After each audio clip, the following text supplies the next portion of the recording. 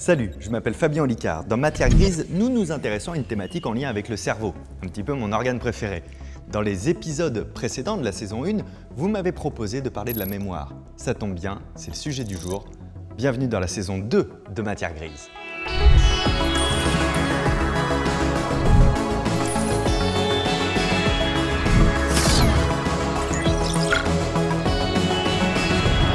Dans cet épisode, vous allez vivre 4 expériences. Expérience 1, dessinologie. Expérience 2, témoin oculaire. Expérience 3, c'est à vous. Expérience 4, oubliez votre bloc-notes. Le tout avec la présence très appréciée de Cyrus North.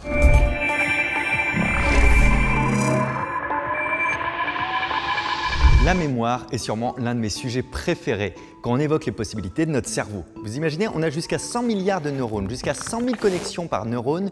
Les possibilités de notre mémoire sont dingues. On va simplement l'explorer pour mieux la comprendre, voir des choses que vous n'imaginez même pas et bien sûr mieux l'utiliser.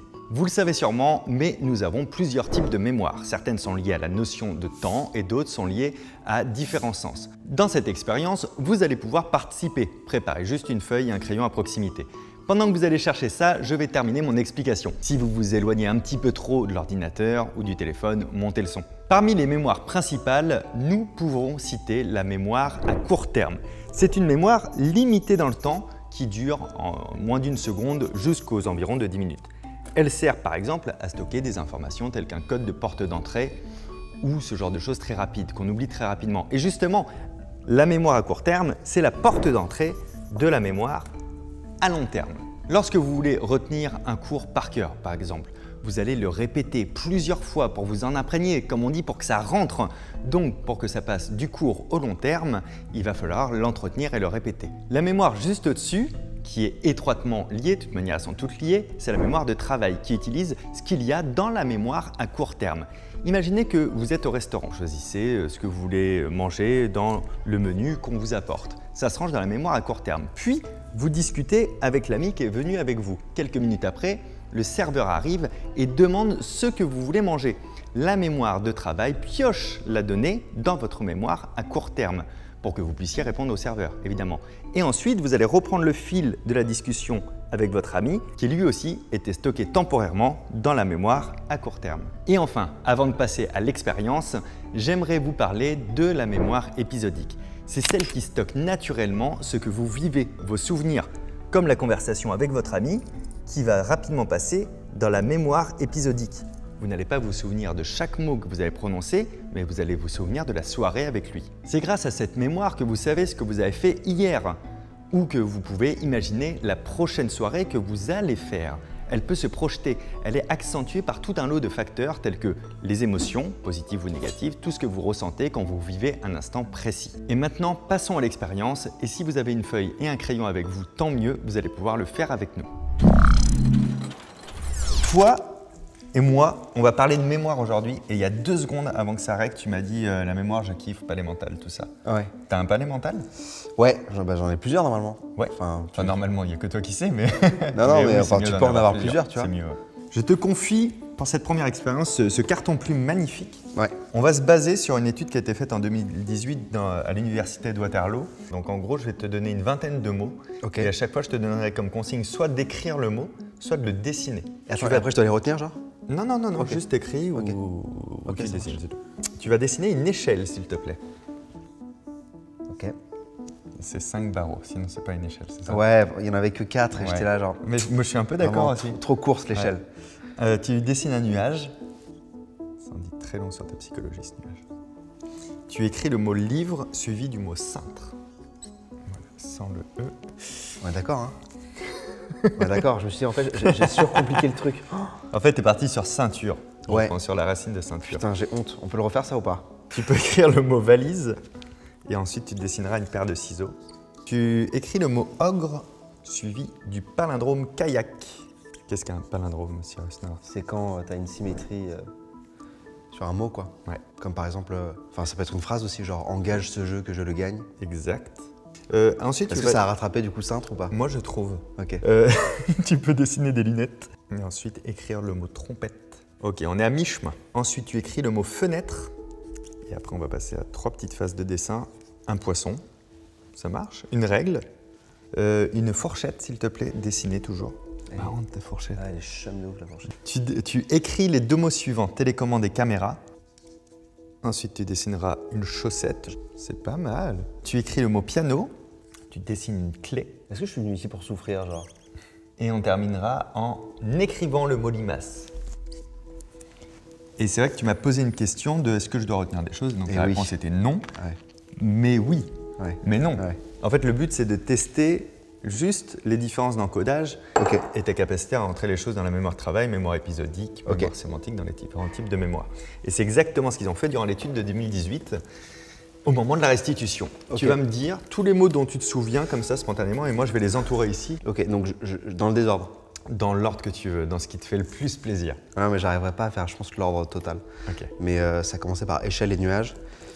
Après, je vais te dire limace, clé, télécommande, caméra, piano, règles, ciseaux, poisson.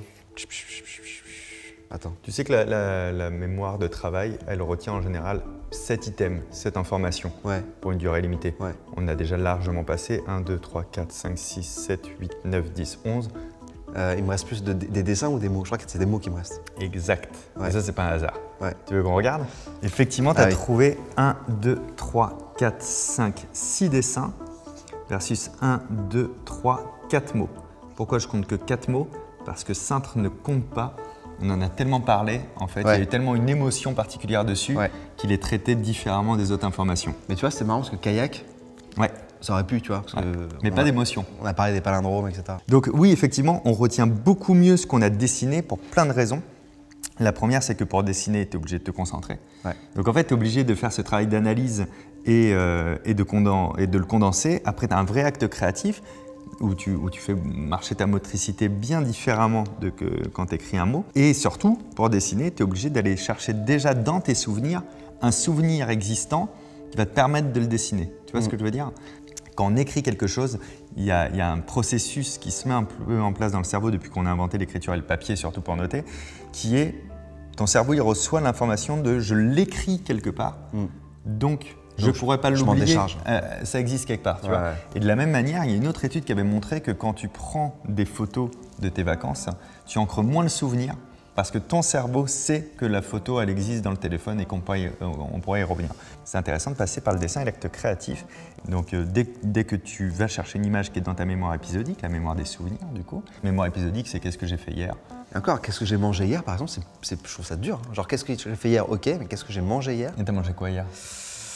C'est bon, j'ai des ravioles, tu sais, les trucs, les pâtes rana là, qui se réchauffent en 2 minutes. Et tu sais que si on analyse exactement comment t'as fait qu'est-ce que j'ai mangé hier, t'es rentré en introspection et après, tu as fait travailler toutes tes mémoires possibles pour retrouver vite l'information parce que tu étais en stress et on a vu ta mémoire procédurale de j'ai fait des… et tu as refait le geste en fait pour revivre le moment et pour tout réactiver en même temps. Donc, heureusement que je t'ai pas fait, putain, alors qu'est-ce que j'ai fait hier soir? Qu'est-ce que j'ai fait hier soir, putain, attends, je me rappelle plus. Oh, je sais. Ah, je me brossais les dents. Je me brosse beaucoup les dents en ce moment.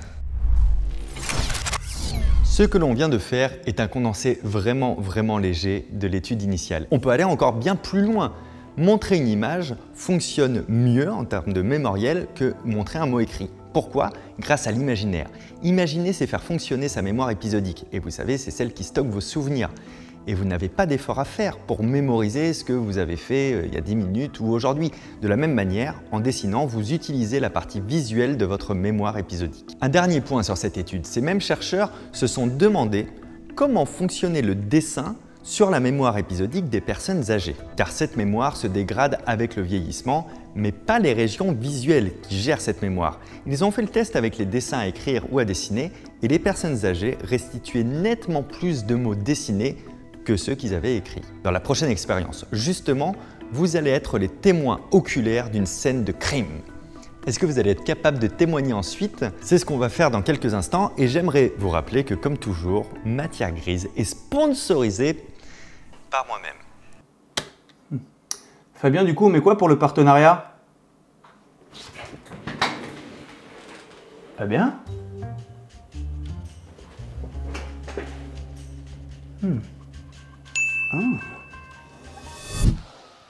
Salut! Aujourd'hui, nous allons parler de la mystérieuse disparition de Fabien Sauciflard.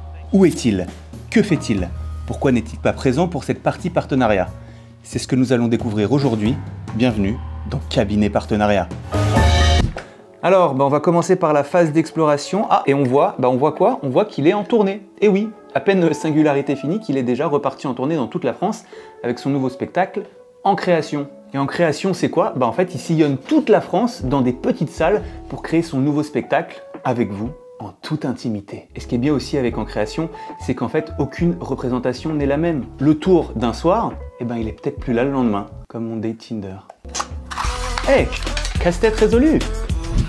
Donc si vous voulez le voir en spectacle, je vous mets juste là la liste de la tournée. Je vous mets aussi un lien et des infos en description. Si vous avez un doute, vous allez sur fabienolicard.fr. À très vite. Salut. Alors là, je m'arrête là-dessus parce que c'est très marrant. Qu'est-ce qu'on peut voir dans le verbal déjà? Dans le verbal, on voit que j'ai pas dit à très bientôt, ciao, mais j'ai dit à très vite, salut. C'est une blague, une petite blagounette.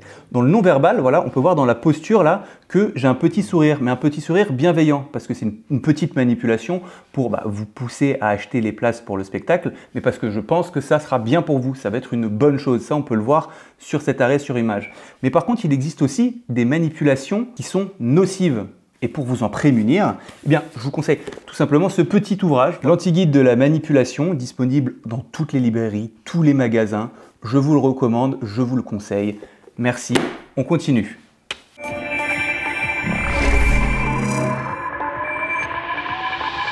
Soyez attentifs à la prochaine expérience. Tout d'abord, vous allez me voir dans le rôle d'un braqueur. Mais surtout, vous allez être témoin de la scène. Seriez-vous capable ensuite de me faire une déposition correcte et sous serment? Tu vas être témoin de quelque chose, malgré toi. Tant que c'est pas Jéhovah, moi ça me va. Non, sinon on serait deux pour t'en parler. C'est vrai. On serait jamais seul pour t'en parler. C'est vrai. Il est possible qu'après la police vienne t'interroger et te demande une déposition de ce qui s'est passé. Ok. Ouais, je parle pas fort. C'est pour le braquage. Le braquage du catering. Bah ouais. Donc je te dis, l'opération main basse sur le panier gourmand. On récupère tout, les bananes, les pommes, les fraises, tout. Oui, les oranges, s'il y en a, on les prend aussi, ouais. Ouais, après, manger 5 comme ça par jour, c'est bien, mais il n'y a pas que ça en fait. J'ai vu qu'ils ont des bières. On va regarder si c'est avec ou sans, pour qu'on ne soit pas dépouillé à la fin, quoi. En tout cas, on n'ouvre rien pendant le braquage. Non, on mange même pas une grappe de raisin, rien. Les bouteilles de vin, on prend. Le champagne, on prend. Ça se revend très très bien, ça, le champagne. Et après, on se donne rendez-vous, écoute-moi bien. Là où tu sais, à l'heure que tu sais. Si tu sais plus, c'est à 12h10 devant la porte d'entrée. Ok? Et sois discret. Si on sait que c'est moi, on va se dire, ok, d'accord. Il se vole lui-même. Ce serait un problème. Bon, à tout à l'heure. Ok? Ah, s'il y a des mangues, tu m'en prends. Commissaire Fabien. Bonjour commissaire. Enchanté. Enchanté. Un braquage a eu lieu ici? Mais non. Si, absolument.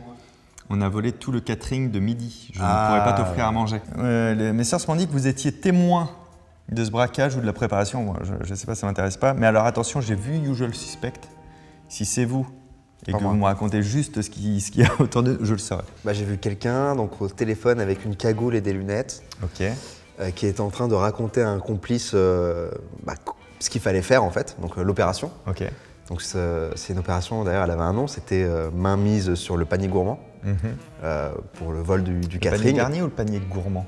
Panier garni peut-être. Mais... on a deux affaires en cours, donc ce serait vraiment bien de savoir précisément si c'est un panier garni ou un panier gourmand. Dans mon souvenir c'était gourmand, mais c'est peut-être garni. Mais je sais que ça a parlé de bananes, ça a parlé de fraises, ça a parlé d'orange aussi, et de pommes aussi, pardon. Et ensuite, ça a parlé de différents alcools. Il y a de la bière, alors il y en avait avec ou sans, mais j'imagine que c'est avec ou sans alcool. Il a dit le mot alcool ou pas? Non. C'est important pour moi, d'accord. Non. Ok. Il a parlé de whisky? Non, il n'a pas parlé de whisky, mais il a parlé de vin, de champagne. Ok. Et ensuite, il a parlé de mangue aussi, comme fruit. Ok. Est-ce qu'il a prononcé le mot fruit, c'est important pour moi? Non, je crois pas. Non? Je suis pas sûr, non, mais je crois pas. Ok. Et ensuite... Vous croyez pas? Non, je crois pas. Je crois pas. Il a pas dit le mot banane, il a pas dit le mot si, alcool. Banane, si. Il a dit le mot banane? Ouais. Ok. Ouais. Et ensuite, il a dit très clairement que voilà, il fallait pas qu'on sache que c'est lui, parce que ce serait bizarre de se braquer soi-même.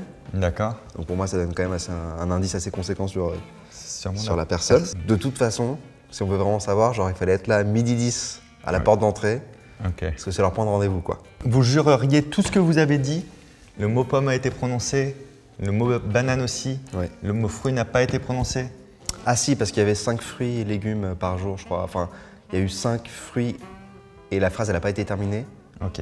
Mais il y a eu ce truc de fruits et légumes, manger équilibré, 5 fruits, machin. Donc je pense que 6 fruits, ça a été prononcé. Fruit a été prononcé. Ouais. Whisky n'a pas été prononcé. Whisky, non, je crois pas. Alcool n'a pas été prononcé.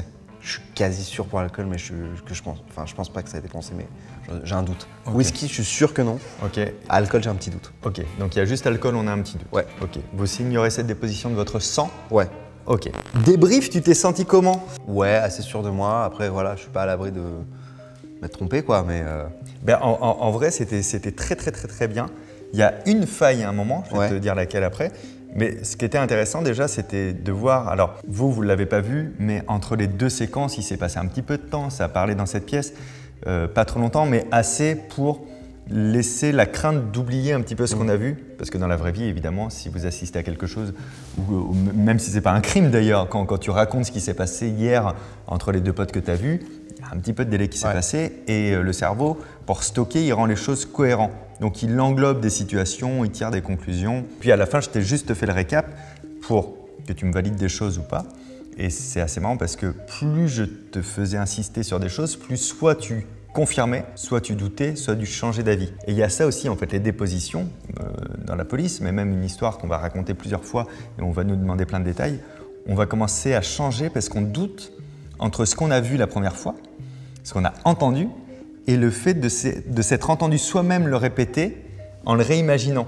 Du coup, on ne sait plus, attends, c'est un truc que je viens de dire ou qui s'est dit avant. Et puis après, il y a le fonctionnement de la mémoire en lui-même qui fait qu'on marche avec des populations de neurones et on va englober des choses. On n'a jamais dit le mot fruit. Ok. On n'a jamais dit le mot fruit, on n'a jamais dit le mot alcool. C'était la même mécanique en place dans ces deux-là.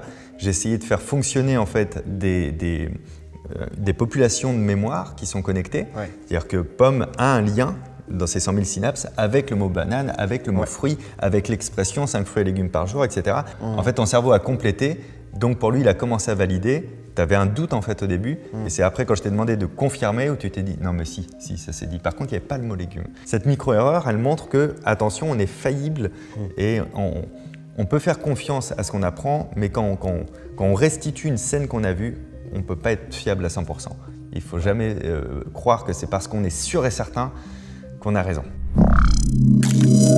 Pourquoi c'est si difficile de faire confiance à sa mémoire? Pour deux raisons majeures. La première, c'est que la mémoire assemble des informations sous forme de réseaux connectés. C'est comme ça que les associations d'idées fonctionnent ensuite. Si je parle de sable, vous allez penser tout de suite aux vacances, à la chaleur, à la mer, au repos, etc. parce que ces neurones sont reliés entre eux les uns les autres. Ensuite, parce que la mémoire épisodique a surtout besoin de quelque chose de simple et de cohérent à stocker par la suite.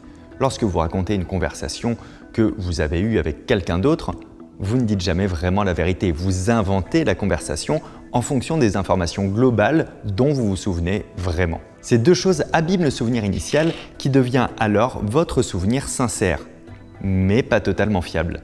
Lors d'une scène de crime, il faut beaucoup de témoins oculaires pour pouvoir recouper les informations et réussir à déterminer lesquelles sont probablement fiables.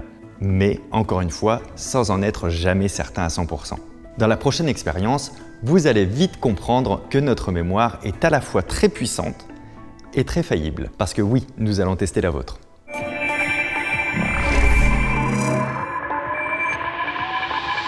Passons maintenant à une série de petits tests rapides pour mettre à l'épreuve votre cerveau. Attention, pour ce premier jeu, vous pouvez couper le son pour le faire en même temps que nous sans être perturbé. On s'en reparle juste après. Vous êtes prêts? C'est à vous. Le meilleur moyen de travailler sa mémoire, c'est de stimuler ces différentes mémoires à l'aide du jeu. Ok. En jouant. C'est toujours Et les jeux de société, d'ailleurs, c'est le meilleur truc pour éviter le vieillissement cognitif. Tous les jeux, genre même Uno, par exemple? Ouais. À la limite, peut-être la bonne paye. Parce que vraiment, il y a aucun... Comment ce jeu a pu plaire à autant de monde? Tu pourrais lancer la partie en mode automatique et te barrer et revenir à la partie finie. Mais c'est un jeu sur le déterminisme. On va commencer par la question décalée. Je te pose une question, Ok. tu me dis pas la réponse. Je te pose une deuxième question, tu me dis la réponse à la première question. Si je te pose par exemple, exemple concret, combien font 1 et 1? Tu me réponds pas. Ouais. Je sais pas combien t'as de mains, tu vas me dire 2. 3. Question décalée, c'est parti. Comment tu t'appelles? Quel animal a une trompe? Cyrus. Avec quel moyen de transport t'es venu aujourd'hui? Éléphant. Tu dors où ce soir? VTC. Ah ouais. Où habite le président de la République en ce moment? Chez moi. Cool, stylé. Comment s'appelle le magasin qui vend des jouets pour adultes? Élysée. Exactement. Mais du coup, je vais pas prendre trop de ton temps. Tu vas où après ce tournage? Sex shop. Classique. Et bien ça paraît tout bête, mais c'est très très bon pour la mémoire à court terme et la mémoire de travail. Ok. Maintenant, on passe à l'étape au-dessus. Ouais. Deuxième jeu, le Burger Quiz. Aïe, aïe, aïe. Quelle est la troisième lettre de l'alphabet? Est-ce que parfois Mario Bros? Combien font 4 x 4?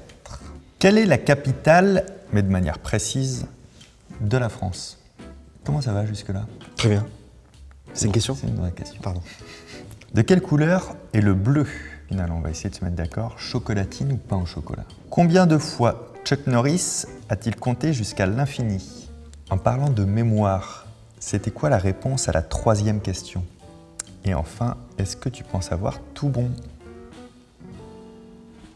Nous restituons quand tu le souhaites. Ok. Donc c'est C? Correct. Oui. Correct. Alors je sais plus à quoi ça correspond, mais j'ai 16 dans ma tête. Correct. C'est ça qui est génial avec un palais mental, c'est que tu t'en fous de la question. Après, tu n'encodes que la réponse. 16, c'est correct. Paris? Oui. Bien. Ok. Bleu? Oui. Chocolatine? C'est une très bonne réponse du coup. 1. Ou 2 a été accepté aussi. Ensuite j'ai 3. J'ai un 3, mais je sais plus à quoi ça correspond, tu vois. C'est faux. Ah bon? Mais on comprend pourquoi le 3. On y reviendra juste après. Attends, pourquoi c'est faux? C'était quoi la question? C'est tu dis pas... Ah oui, non. Ah oui, quelle c'est... est la Ok, réponse c'est ok. à la troisième Ok. question. Ah oui, et après je l'ai changé. En fait, c'est 16 et ensuite c'est oui. Exactement. Ouais. Bravo. Et oui, c'est parce que toi, tu as encodé 3... Pour la troisième... Ouais, voilà, pour la troisième question. Et en fait, après, je me suis dit, mais non, mais en fait, remets... Parce que en fait, le 16, c'est un prof que j'avais qui s'appelait Monsieur Sfez. Ok. Donc j'ai remis Monsieur Sfez. Et donc, et vu que Sfez, il parlait déjà avec oui, bah, je les ai remis ensemble en fait. Bah oui. Et troisième et dernier jeu, il me faut un chronomètre, s'il vous plaît, d'1 minute.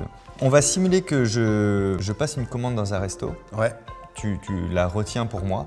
Ok. Parce que je vais aux toilettes. Ok. Puis toi, tu vas faire des trucs sur ton téléphone, mais en fait, ça va être les questions que je vais te poser pour te perturber. Ok, tu vois, ça marche.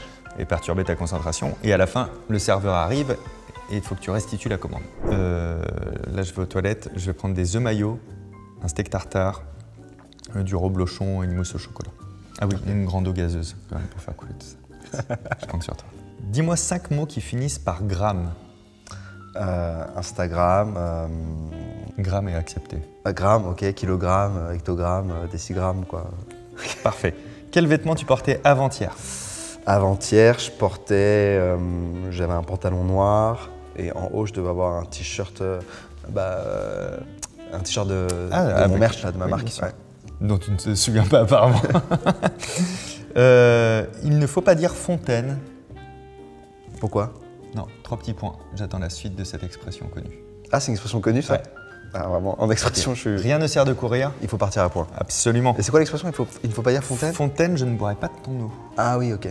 Tiens, il y a le serveur qui arrive. Tu peux me redonner la commande? Ouais, bien sûr. Alors, c'est des œufs maillots, un steak tartare, Bien sûr. un peu de reblochon, une mousse Tu au veux chocolat. dire ça? Bah, tu Ça l'as va. dit comme Un ça. peu de reblochon, Vraiment, tu l'as dit comme ça. ouais. Donc, une mousse au chocolat Oui. et de l'eau gazeuse pour faire passer tout ça. C'est parfait, félicitations, c'est un sans faute. Et là, tu as utilisé quand même 4 mémoires différentes.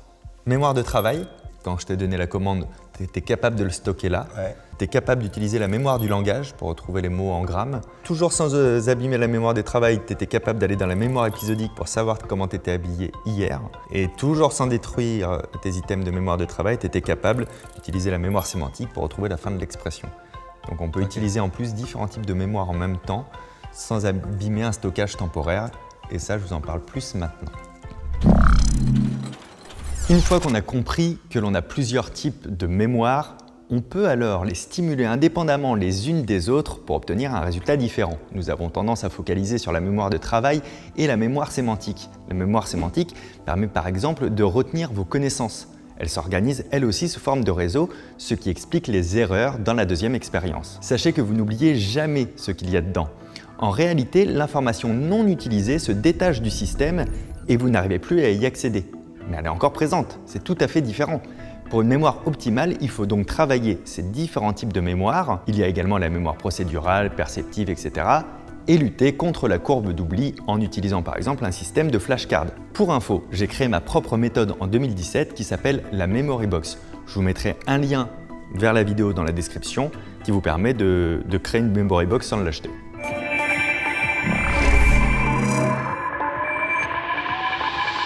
J'ai souvent parlé d'une technique qui s'appelle la table de rappel.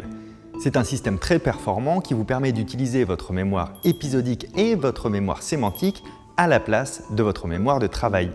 Ce qui veut dire qu'au lieu de stocker cette information maximum pendant quelques secondes, vous pouvez stocker jusqu'à une centaine d'informations durant des jours, voire durant des semaines.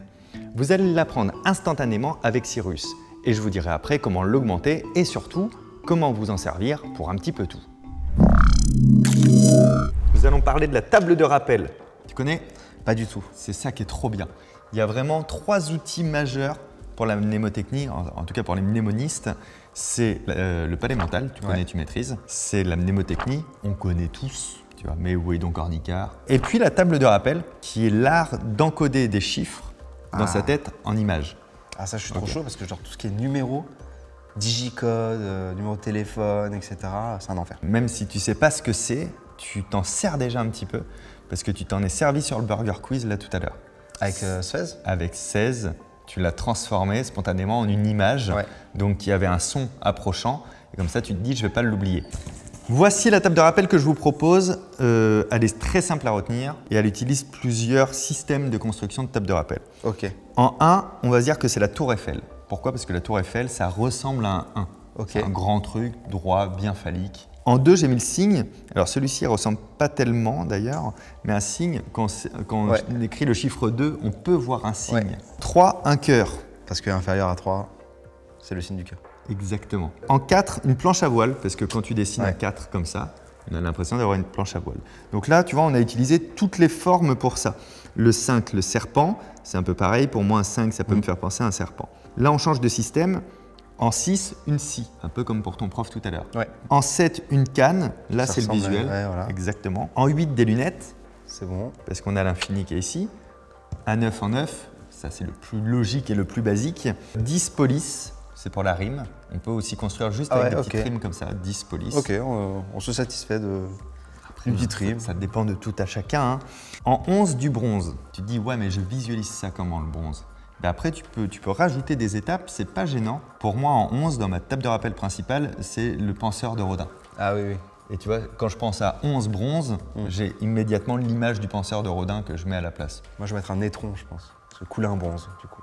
C'est pas mal, ça marche aussi. Au moins, c'est olfactif. En 12, pelouse, la rime. Et en 13, une fraise, la rime. Tu te souviens, tout à l'heure, il y avait les mots que tu écrivais et que tu dessinais. Ça a été la première expérience aujourd'hui. Je vais te les faire encoder et on terminera là-dessus. Avec, merci beaucoup Maud, avec la table de rappel. Donc là, c'est l'utilisation la plus classique et la plus efficace de la table de rappel. Je vais te dire, en 1, il y avait une échelle et dans ta tête, tu te débrouilles pour mettre une échelle sur la tour Eiffel. Tu es prêt? Ouais. Ok, en 1, une échelle. Ok. Ah, je sais pas quelle image faire. En 2, un nuage. En 3, un livre. En 4, un cintre. Tu écris comment? En 5, une valise.